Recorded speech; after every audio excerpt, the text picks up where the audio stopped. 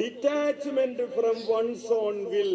എന്റെ തന്നെ ഇഷ്ടങ്ങളിൽ നിന്ന് എനിക്ക് ഒരു ഡിറ്റാച്ച്മെന്റ്. ഞാൻ ഞാൻ വസ്തുക്കളിൽ നിന്ന് അമദ്രേസ് ചോദിക്കുകയാണ്, നിങ്ങൾ പരിത്യജിച്ചു എന്ന് പറയുന്ന വസ്തുക്കളിൽ നിന്നും നിങ്ങൾ തികച്ചും വിമുക്തരാണോ?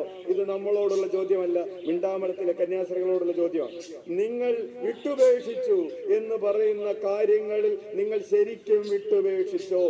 നമ്മൾ ധരിക്കുന്നത് സന്യാസ വസ്ത്രമാണോ അല്ലയോ എന്നതല്ല പ്രശ്നം. സിസ്റ്റേഴ്സിനോട് പറയാണ്, നമ്മൾ ഈ ഉടുപ്പിട്ടിട്ടുണ്ടോ ഇല്ലയോ എന്നുള്ളതല്ല പ്രശ്നം.